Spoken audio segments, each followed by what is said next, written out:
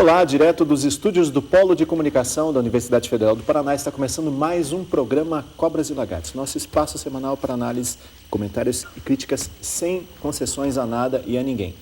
O nosso programa é o legítimo, não solta as tiras e não deforma. Eu sou o Ney Hamilton e estes são os nossos comentaristas, Belmiro Valverde e Hugo Mengarelli.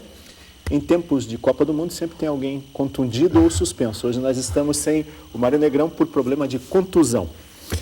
Senhores, vou fazer uma pequena enquete aqui entre vocês. O Datanei vai fazer uma enquete. Vocês estão se sentindo mais seguros a partir de hoje? Está sendo inaugurado o Presídio de Segurança Máxima em Catanduvas, o primeiro do país, que pretende levar para lá 200 criminosos da pior espécie, os mais perigosos. Dá para se sentir mais seguro com esse tipo de medida, Belmiro Valverde? Olha, Ney, eu acho que é um avanço sim. Sabe por quê? Porque se você abstrair os outros aspectos dessa tragédia penitenciária brasileira, tem um aspecto fundamental que é a tecnologia. Você já pensou o que é o primarismo de você pegar e botar dentro de um presídio 200 pessoas, como faz todo domingo em todas as prisões brasileiras? É um convite para o cara chegar e sequestrar os parentes de preso, criar todas aquelas situações. A tecnologia penitenciária brasileira é muito atrasada. Quer dizer, existe uma tecnologia penitenciária brasileira? Existe, exatamente. Tecnologia no sentido muito amplo, né? Porque realmente desde o tambor e do tacape pode se considerar tecnologia. Essas coisas que a gente está discutindo, bloquear o celular, são coisas simplíssimas. Quando você tem alguma coisa que é feita especialmente para isso. Eu acho que o Presídio Federal é um avanço no sentido de que você cria pelo menos uma instância mais, digamos, aparentemente mais séria de tratar desse assunto, porque realmente é um escárnio, né? O cara dentro da cadeia comandando o crime lá fora pelo telefone celular e usando advogados da forma mais espúria possível, né? Eu acho que finalmente o Brasil começa a despertar para isso, sabe? Eu ontem vi uma declaração muito promissora do presidente da OAB, no estado, acho que era São Paulo, se dizendo favorável à revista dos advogados, desde que fosse feita de maneira digna. Mas é claro que o advogado tem que ser registrado. Por que o advogado tem essa presunção de que ele é uma pessoa inatacável? Ele não é o Papa, ele não é infalível, ele não é Deus. Né? Não é Deus também? Por que ele... Só um ingênuo não imagina que num contingente de 500 mil advogados, como existe no Brasil, não vai aparecer um contingente de maçãs podres, né? É isso mesmo. Tem que começar efetivamente a tratar da questão do crime de uma forma mais tecnificada. Eu acho que nesse sentido o presídio é um avanço. Hugo Mengarelli, você se sente mais seguro saber que aqui no Paraná existe um presídio de segurança máxima e que, quer dizer, pelo menos o Brasil, como colocou o Belmiro, já está começando a se preocupar com tecnologia dentro dos presídios e realmente deixar isolados os presos de alta periculosidade? Nesse sentido, eu concordo com o Belmiro, né? Mas isso não me dá nenhuma tranquilidade. Não vai dormir melhor por causa disso? Não, em absoluto. Não. Só ver como os feudos continuam se criando e nós seremos feudais logo, em todas partes, e a rua vai ser muito difícil visitar. Vai ser uma coisa que ver de longe, porque eu acho que a questão da segurança parte com os presídios, parte com uma preparação da polícia, armar a polícia não só com armas, sino com possibilidades de lidar com tudo isso. Para isso deveriam ser um pouquinho melhor pago. Mas, como já falamos várias vezes, educação e segurança não é problema de governo. Temos os maiores impostos do mundo, mas não temos nada de tudo isso que deveríamos ter, saúde, educação e tudo isso. Eu não me sinto seguro, não. Eu não me sinto seguro porque agora vejo que o Brasil está entre os países mais caros da América do Sul. É o segundo país mais caro da América do Sul, atrás apenas do Chile, né? Do Chile. Não, mas Chile está quase em primeiro lugar em distribuição de renda e em venda, e que o Brasil de segundo passou para sexto, quer dizer que... os indicadores de educação, de consumo no Chile são invejáveis. São absolutos, incríveis. Na Argentina até também, porque a recuperação da Argentina, eu fiquei abismado, porque estava lá no fundo da lona e agora está em segundo lugar, né? E então, quando a gente vê que o problema de sempre não é tocado, porque em grande parte a segurança nossa depende disso. Depende de uma coisa muito simples, que se chama distribuição de renda, nada mais. Não? Então, Então, eu acho que se o governo começa a distribuir pelo básico, segurança, educação e saúde, já a gente começará a ter menos medo de ir à rua, entende? De lutar pela inclusão social, de buscar as crianças e não permitir que caiam onde caem sempre. Ou seja, na marginalização em todo o sentido da palavra. Essa questão do cárcere que estava falando chegou tarde, eu digo que chegou muito tempo atrás. E também vem em doses homeopáticas, que serão 5 presídios espalhados pelo país, 5 no país do tamanho do Brasil, e eles não estarão prontos agora. Parece que existe a previsão de inauguração de mais um até o final do próximo semestre, até o final do ano, e os próximos ficarão para as calendas, né? É um projeto, isso não pode ser só, por exemplo, as gaiolas. Não é simplesmente o problema do cárcere. Tem que alguém pensar o país como projeto. Você escuta um político, Belmiro, você com toda a tua experiência e conhecimento, você escutou um político trazer um projeto nacional? Belmiro, vamos entrar numa área que acho que é muito mais afeita à sua visão, que é, eu ouvi uma entrevista interessante de um economista, o José Roberto Afonso, ele é economista da Câmara, um economista bastante respeitado de São Paulo, falando sobre os gastos com segurança pública. E eles fizeram um levantamento muito criterioso dos gastos, tanto no nível federal quanto nos estados, e o Brasil está gastando por ano, quer dizer, gastou no ano passado 27 bilhões de reais. Isso é um oceano de dinheiro. E, no entanto, o estado que mais gastou proporcionalmente foi Minas Gerais, seguido pelo Rio de Janeiro, São Paulo e depois vem os outros, né? O Paraná não tem um gasto muito expressivo comparado com os outros, mesmo proporcionalmente. Mas, segundo o José Roberto Afonso, quer dizer, isso tem um impacto grande no PIB. No entanto, nós não temos visto o resultado. Por que isso acontece? Tanto dinheiro gasto com segurança pública, e nós temos, na verdade, além do dinheiro estatal, nós temos o dinheiro privado, porque a segurança pública virou um dos grandes negócios do país hoje. A indústria que mais cresce é a indústria de segurança. Quer dizer.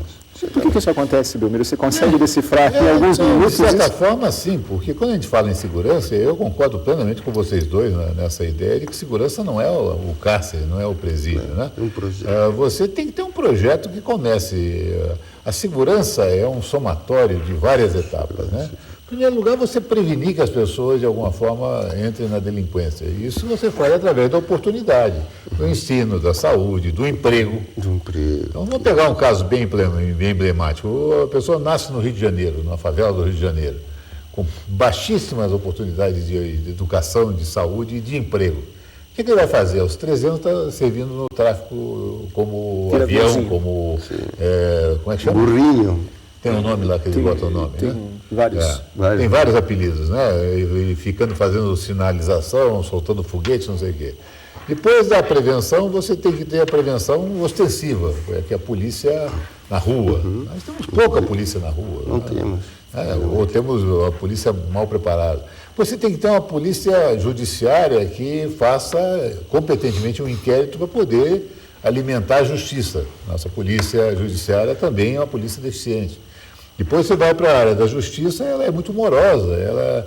Tanto o Ministério Público como o Judiciário são muito morosos porque são muito sobrecarregados, leis anacrônicas, códigos anacrônicos, tecnicalidades. Porque o fulano pisou no canto da sala, então estragou o flagrante. A maior parte das coisas morre por questões técnicas, assim, desse tipo. Porque o perito não assinou o laudo, esse tipo de coisa. Depois você tem que ter uma justiça que condene e, por último, você tem que ter um sistema prisional que mantenha a pessoa presa. Quer dizer, essa cadeia inteirinha no Brasil está muito deturpada. Então, o que acontece? Você acaba gastando realmente uma massa de dinheiro enorme, você tem uma segurança privada. Eu não sei se nesses 27 bilhões estão incluídos os gastos de segurança privada, hein? São outros 20. Não, são os gastos Mas aonde foi isso aí? Porque isso não se vai. Esse é o problema. Tanto dinheiro e onde foi? Então você fica nessa situação que você gasta muito e você rende pouco, porque efetivamente é enxugar gelo. Você está enxugando gelo. Você está o tempo todo correndo atrás da criminalidade. E isso não está levando em consideração a perda indireta, que é a perda de produtividade, o furto de carga. Agora, Ney e Hugo, há quantos anos vocês não veem falar que um receptador foi preso no Brasil? Há quantos anos? Quem é que compra essa mercadoria que se vende? Quem é que compra os remédios que se vendem? Quem é que compra os eletrônicos que se vendem, que são furtados? Está batendo em algum lugar. Eu não vejo, há muitos anos eu não vejo o receptador. Essa é uma pergunta parecida. Eu li um artigo, já faz acho que uns 5 anos, um artigo assinado pelo Clóvis Rossi, em que ele fazia a seguinte pergunta, que é com relação, que o Belmiro fez uma boa pergunta, onde está o receptador? E ele falava sobre o tráfico, que está diretamente ligado ao crime. Ele perguntava onde está o grande nariz? Porque, quer dizer, quem é que alimenta o tráfico? Né? Porque... Eu respondo, sabe como? Assistam Os Intocáveis, Sim. The Untouchable, de Brian De Palma. Não tem que ir muito longe. Ele não vai fazer esse filme em 80 e tanto de casualidade. Ele retoma o tema e coloca a questão, porque isso é meio universal, gente. Vejam esse filme. Vejam quem são os que são realmente envolvidos. Vejam esse filme. Então, claro que como baixar o nariz? O nariz está coberto sempre. A Cláudia Belfort, que é redatora-chefe da Gazeta do Povo, fez um belíssimo artigo sobre isso outro dia, quando aconteceu toda aquela crise de São Paulo. Mas quem é que alimenta o tráfico? Quem alimenta o tráfico é a classe média alta brasileira, é a elite brasileira que vai lá comprar maconha ou comprar cocaína. Quer dizer, agora você vai imaginar que você vai conseguir, de alguma forma, algum sucesso se você, de alguma forma, também não intervir de uma forma, se você não intervier de uma forma mais draconiana em cima disso? É uma pena, né? Você vê, só um parêntese. O Brasil transformou tantos crimes em hediondos, tudo é crime hediondo. Tirou um beijo na Serra do Mar, é hediondo, matou o lagarto, é hediondo, né? Tudo é hediondo. Não mexa no nosso programa. Chegou, exatamente. Nós, daqui a pouco, se você censurar o pobre lagarto, é crime hediondo. E daí, de repente, o que eles estão fazendo agora? Estão deshediondando os crimes, porque não tem que botar o cara não pode ter os benefícios da lei. Então, agora vamos aliviar a lei dos crimes hediondos para poder aplicar a lei dos crimes hediondos. Isso é uma patuscada. Isso, o Belmiro, o Hugo tocou num ponto interessante. Eu vi uma entrevista do presidente da OAB de São Paulo também faz algum tempo, foi no auge daquela crise lá em São Paulo, em que ele falava sobre a questão das penas. No Brasil, o problema não é até a duração das penas, é fazer com que as penas sejam cumpridas. Quer dizer, o sujeito, tudo bem, ele rouba uma galinha, e a pena para roubar a galinha, não sei quanto que é, mas se forem 3 meses, é garantir que ele será detido por 3 meses apenas porque ele roubou aquela galinha. Ao contrário do que aconteceu, a gente até falou sobre esse programa, a gente já falou nesse programa sobre uma cidadã em São Paulo que foi pega roubando uma latinha de manteiga e ficou detida durante 8, 9 meses, né? Enquanto que alguns... Então, quer dizer, a questão está justamente nisso, quer dizer, fazer com que as leis sejam cumpridas e, principalmente, que as pessoas acreditem que as leis serão cumpridas, porque acho que isso que realmente eu acho uma questão, não é de época, eu acho de espaço.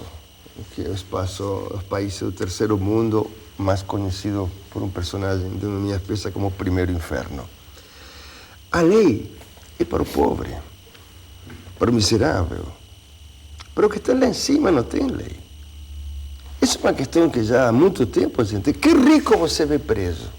Quando cai um rico preso, como Maluf com o filho, que chega a afirmar em público, essa assinatura é minha, mas eu não assinei. Ou seja, somos todos doidos, temos que estar todos num manicômio. Esse cara é solto por um alto senhor do Supremo Tribunal Federal. Mas ele fez escola, hein? Perdão, tudo bem, fez escola. Mas porque tem pena que o pai e o filho estão sofrendo no cárcere. Gente, pelo amor de Deus. A coisa, eu insisto, eu que é um pouquinho mais embaixo. Há um problema que é estrutural e isso não se muda tão facilmente assim. Você pode mudar todas as leis. Uma das questões que me deixava absolutamente surpreso na universidade era que cada 2, 3 anos mudavam todo o currículo e ficava tudo igual. Lembra de Lampedusa, não? O Conde de Lampedusa. E isso é uma das questões que... Salina. O Príncipe Salina não, o Gato Pardo, mas a Hora de Montedurce e depois Visconti fez o filme. Então... Isso é uma coisa revoltante, porque você bem falou, 1 ano e 7 dias e a mulher perdeu a visão de um olho por tortura ainda. Esse é outro caso. Esse teve o caso da manteiga e teve esse outro caso. Mas isso não foi também para a criança comprou. Foi, ela outro caso. Outro caso. 8 ou 9 meses. Foi uma justa com ela. 8 ou 9 meses, a outra pegou 1 ano e 7 dias e perdeu um olho. ¿Me entiende? Ou seja, veja só em que lugar está. ¿Cuánto ficou preso? 30, 40 dias ficou preso o Maluf. Foi uma coisa assim. E será que o pessoal das LU vão preso? Não entende? Pegam e soltam. Parece que há alguém que são untouchable. E que não são os untouchables que nós gostaríamos de ter. Os intocáveis que nós gostaríamos de ter. Só para a tua informação do Ney, um dos tribunais superiores do Brasil mandou desentranhar, ou seja, tirar do processo do Maluf toda a documentação que veio da Suíça, porque data máxima vênia, rebus instante, lá um negócio qualquer, que na Suíça o crime de evasão fiscal, não sei o que e tal. Então, em síntese, todo esse material que veio da Suíça não vai ser considerado no processo contra o Maluf. Claríssimo. Prova que o Maluf estava certo. Espera. Não, provo que, insisto, teríamos que ver os intocáveis. Quando o juiz tem todo o júri comprado por Al Capone e lo descubre Elliot Ness. E quando vai pedir troca, dice, porque seu nome também estava na lista. Não estava na lista, mas jogou e sabia que o juiz também estava na lista de Al Capone. E teve que trocar o júri. Te respondi. Me desculpem, gente, mas para se fazer isso, porque os que estão fazendo isso estão implicados nisso. Do contrário, não fariam. Belmiro, quanto falta para nós chegarmos, o Hugo disse que o buraco é mais embaixo, mas quanto falta para a gente chegar ao fundo do poço nessa questão da segurança pública? Será que tem mais? Ou o poço tem muitos porões, como diria uma amiga minha? Olha, existe uma parábola, né, que eu gosto muito de citar, que é uma parábola que eu vi até vi em Jerusalém, mas ela originalmente é de um escritor alemão, durante o período nazista, que diz assim: primeiro vieram atrás dos comunistas e eu não dei bola. Não é do Brecht, não. Brecht, não. Bertolt Brecht. Primeiro se levaram os comunistas. Primeiro levaram os comunistas e eu não dei bola porque não era comunista. Depois levaram os gays, eu não dei bola porque eram os judeus. Depois levaram os judeus, eu não dei bola porque eu não era judeu. E daí quando vieram atrás de mim, não tinha ninguém para me defender.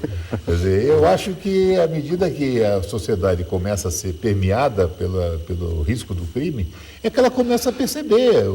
Eu acho que a TV Globo está começando a perceber. Por quê? Porque o Pedro Bial já foi assaltado, a Malu Mader já foi assaltada, entraram na casa do William Bonner e da Ótima Bernardes e foi assaltada. Quer dizer, então agora, peraí, esse assalto não é só lá na periferia, não. Eu acho que aí o fundo do poço é quando você começar a mentalizar isso, né? Não vamos ser muito pessimistas, né? Porque também a gente está falando numa perspectiva de 40 anos, 50 anos, que os Estados Unidos, que é o paradigma da ordem, não sei o quê, constituída, era exatamente a casa da mãe mesma Joana. coisa. Era a casa da mãe Joana também. Simplesmente para te dizer, o que eu conheço de Brecht é assim: primeiro viram se levaram os comunistas. Eu não sou comunista, não me fiz problema. Depois viram se levaram os judeus. Também não sou judeu, por que me tenho que preocupar? Mais tarde viram se levaram os operários. Também não sou operário. Qual é o problema? Agora me levam a mim, mas já é tarde. Isso é o que eu conheço de Bertolt Brecht. Desculpe. Por via das dúvidas, pode ser que isso exista. Por via das dúvidas, a sua casa é eletrificada? Não. Mas tem um monte de cachorro, né? Tem toda a cachorrada. Está cheio, lampião. Olha que time. E eles são Maria bravos. Bonita, Corisco, não é brincadeira. Olha que nome. Shane, do filme O Fruto também ama. Corisco, Lampião, Maria Bonita. Vai entrar aí. Muito bem. Você precisa colocar uma placa na frente de casa colocando o seu elenco. Nós vamos a um rápido intervalo, já voltamos com o programa Cobras e Lagartos. É só um instante.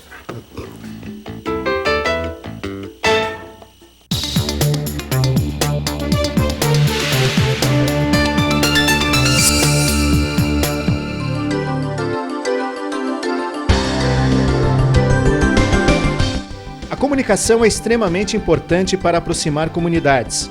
O CELIM, Centro de Línguas e Interculturalidade da UFPR, procura levar seus alunos a perceberem como se realiza a integração entre diferentes culturas em uma mesma sociedade, promovendo assim a troca de valores e informações culturais.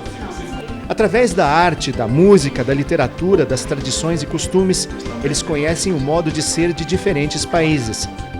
Ligado ao setor de ciências humanas e aos departamentos que compõem o curso de letras, o Selim oferece cursos em 22 idiomas.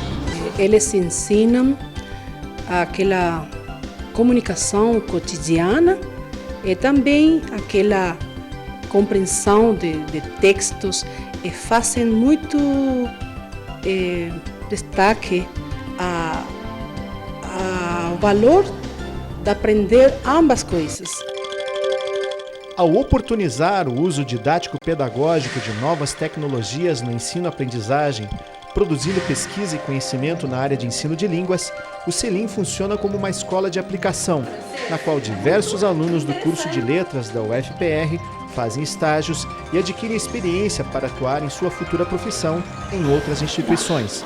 O que é bom do Selim é que você tem uma oportunidade para trabalhar e que você, por trás, existem pessoas com você te auxiliando e fazendo com que você acredite no que você aprendeu e que você possa desenvolver técnicas para dar aula, né, técnicas didático-pedagógicas e, além disso, continuar estudando. É neste ambiente que surge a troca de informações, a possibilidade de ir além da sala de aula em um microcosmo que reproduz nossa sociedade multicultural. Buscando atender tanto a comunidade universitária quanto ao público externo da UFPR e também a programas sociais como o Programa Formar e de Educação Profissional, o Selim oferece bolsas de estudo integrais e parciais para todas as suas turmas. O Selim é, portanto, a unidade da UFPR voltada tanto para o aprimoramento profissional dos que nele atuam, quanto para o atendimento da comunidade de uma maneira geral. Mais informações no site www.humanas.ufpr.br/Selim.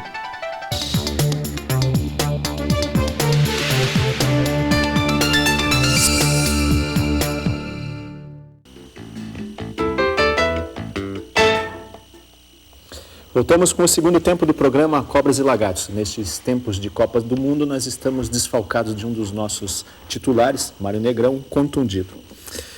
Hugo Mengarelli está estreando nos Estados Unidos e vai estrear muito breve aqui no Brasil mais um blockbuster, é o Super-Homem, O Retorno.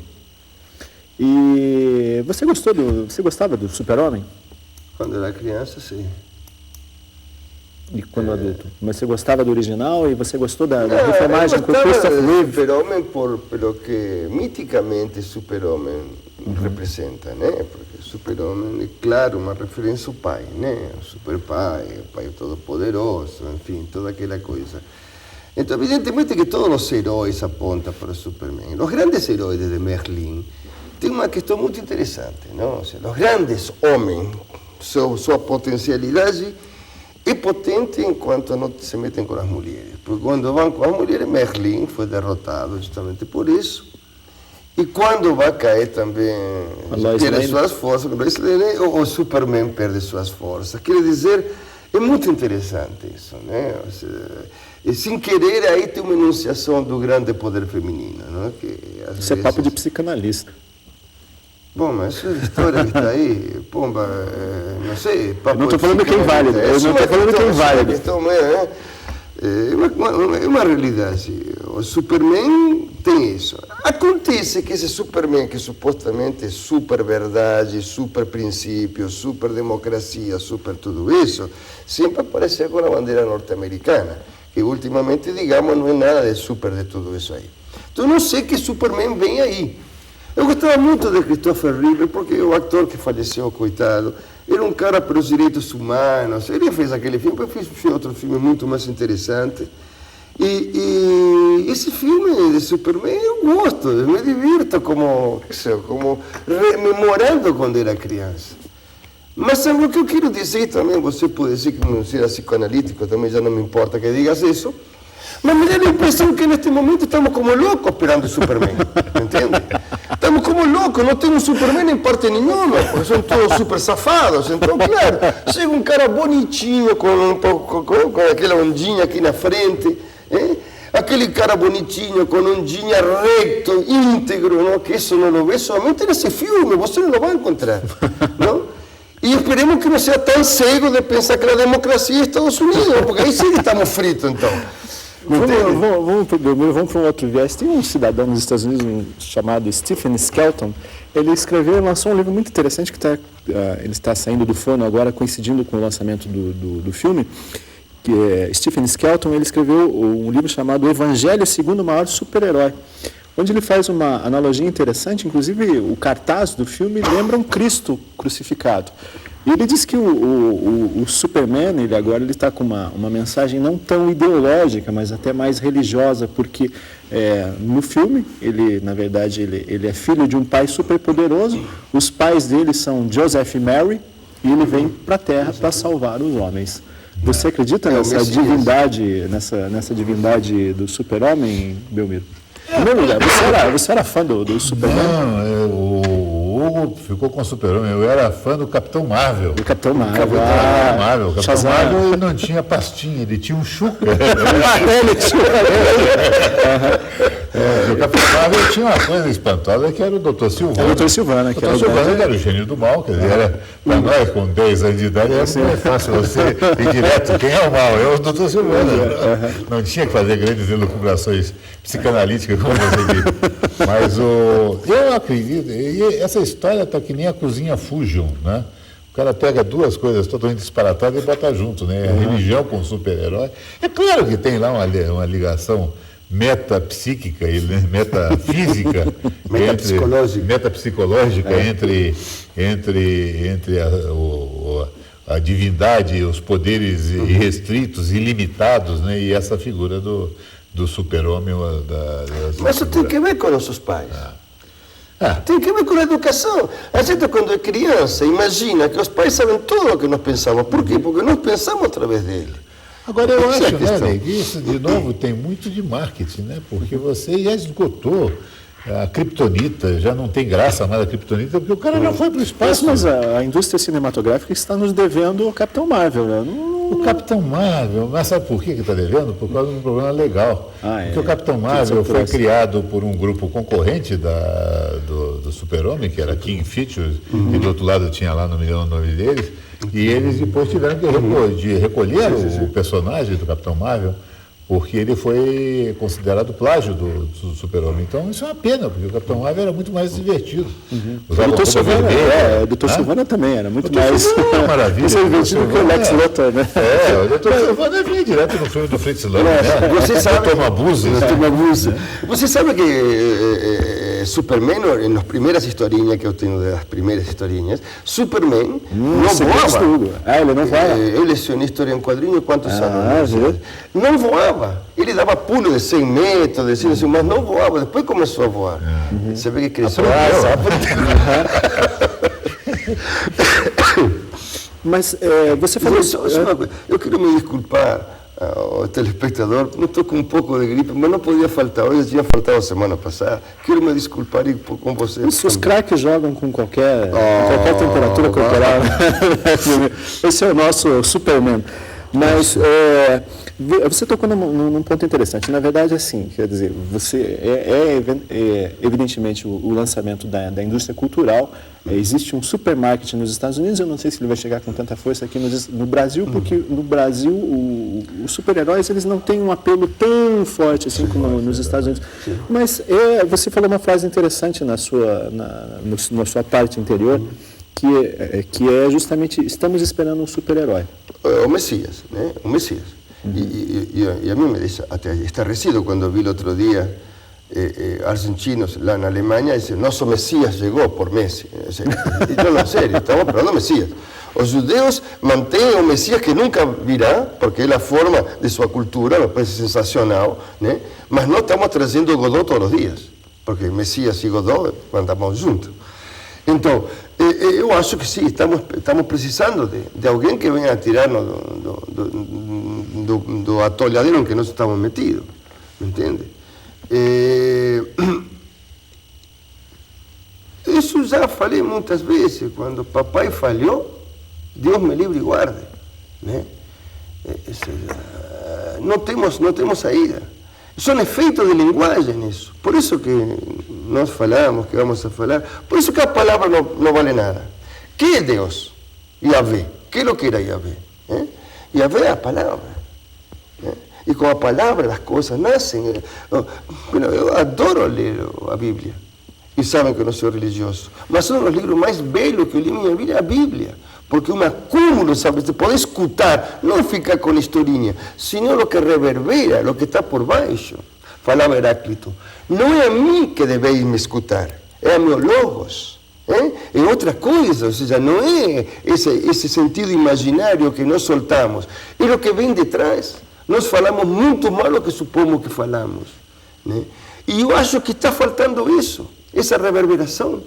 Hoje, como falavam, não vou falar que é um psicanalista, senão vocês me vão expulsar daqui, mas falava que nós estamos mais na época da representação, estamos na época da apresentação. Vocês viram toda aquela questão do Museu Humano de Hagen. Depois, agora em Dinamarca e Holanda, os filmes sérios, tem que traçar a verdade, porque já não há mais possibilidade de representação. Entende? Ou seja, já não há mais inconsciente, já não há mais Deus, bota o nome que quiser. E quando não é isso, o pai...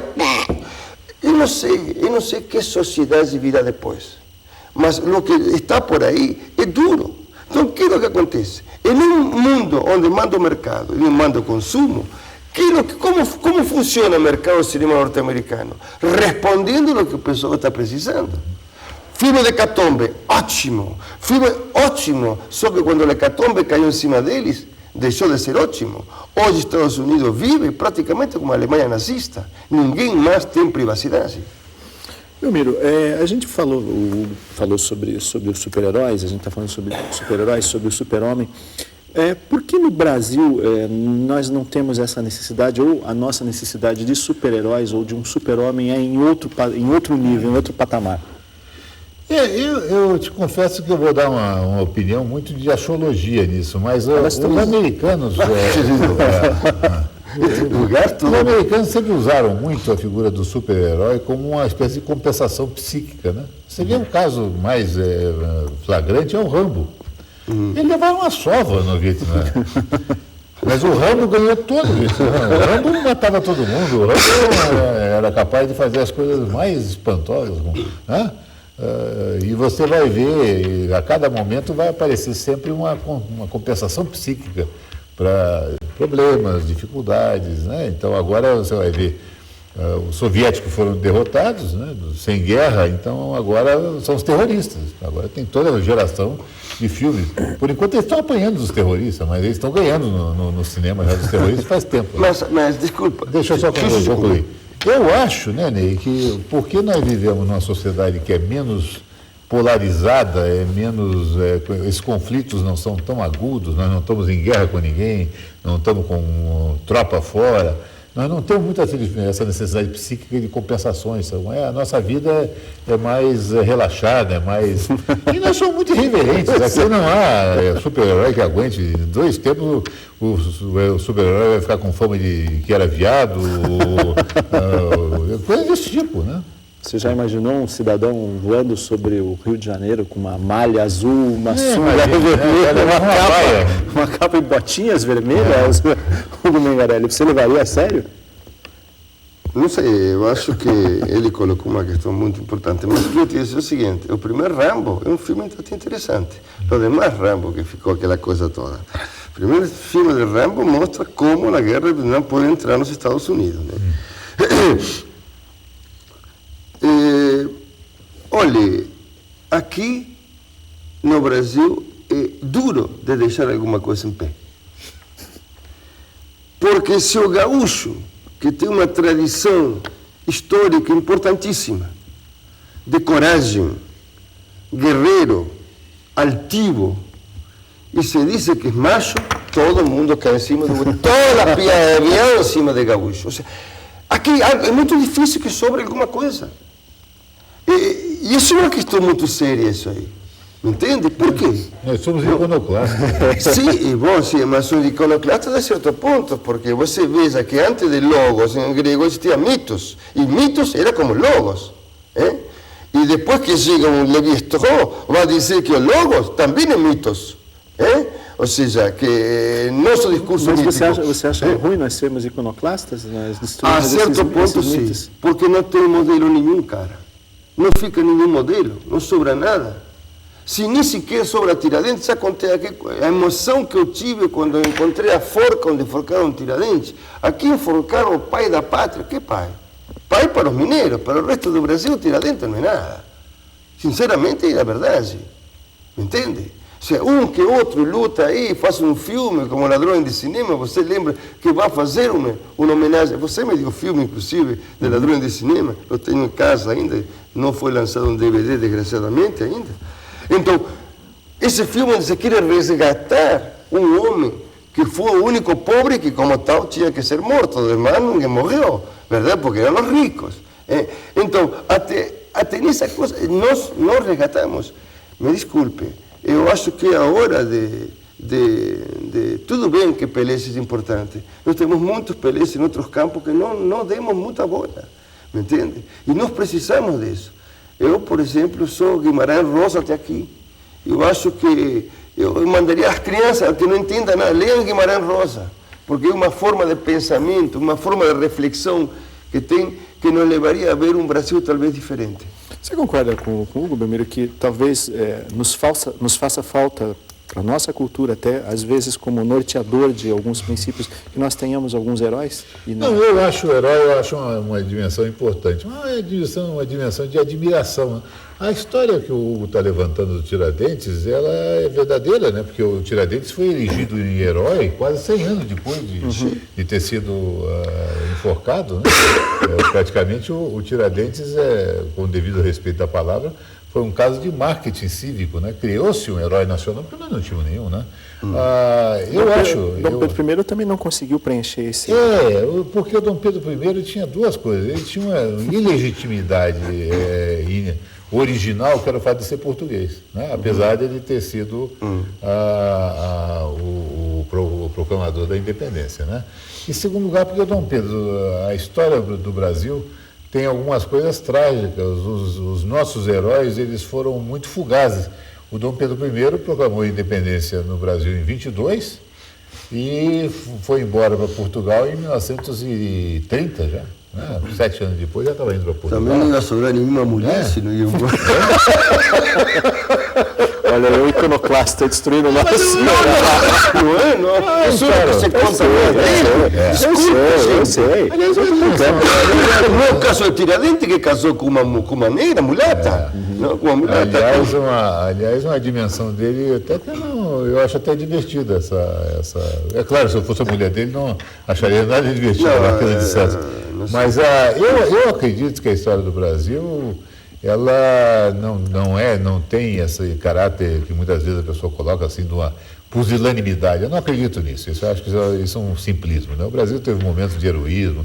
Você teve a Guerra do Sul, a Batalha dos Guararapes. Você tem toda a saga do Nordeste brasileiro, da libertação dos portugueses, tudo isso, e dos holandeses depois. Então tem muita coisa boa.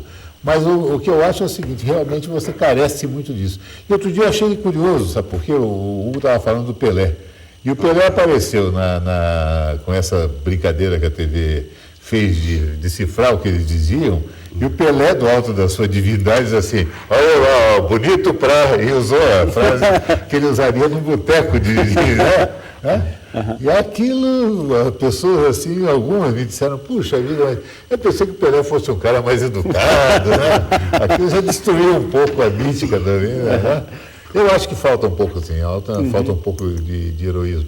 Tem que haver um pouquinho de referência. Referências, isso. Ou seja, sem referência não tem história. Essa é a questão que às vezes a gente tem que recuperar. Os seus heróis, os heróis no campo da ficção e no campo verdadeiro, Hugo Mengarelli? Heróis tem que ver como, por exemplo, que para mim San Martín é untouchable, me entende? Eu me criei em uma cultura onde San Martín sempre foi o maior exemplo, e hoje, mais que nunca, quando me entero, inclusive, até as origens de San Martín, que não eram tão espanholas como todo mundo falava. Meus heróis de ficção, eu sou fantasma. Eu gosto muito do Fantasma. Eu gostava de Superman, de Batman. Que, aliás, ganhou uma adaptação horrorosa no cinema, né? Sim, Fantasma foi... Aquilo foi uma ofensa. Mas, porque capítulo não tiveram a delicadeza de fazer um Dick Tracy, de manter essa questão da história em quadrinho dentro do filme. Então, é triste o filme. Agora, eu gosto muito do Fantasma, Superman, gostava, Batman.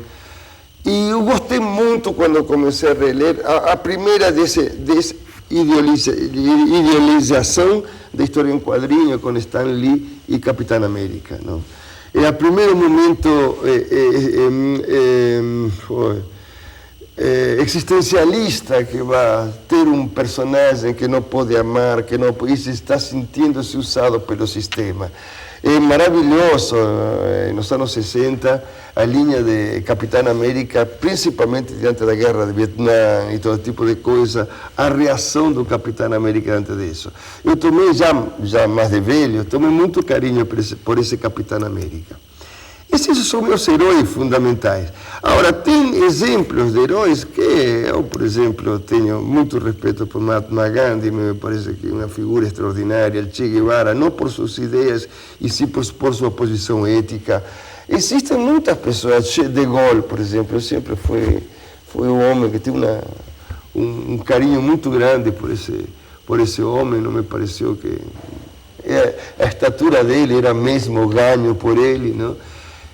São figuras que, diríamos, de alguma maneira nortearam, marcaram minha vida. E Perón, logicamente, apesar de todos os problemas que a gente vai descobrindo, vai aprendendo, mas desde pequeno meu herói máximo era San Martín e Perón, sem dúvida nenhuma.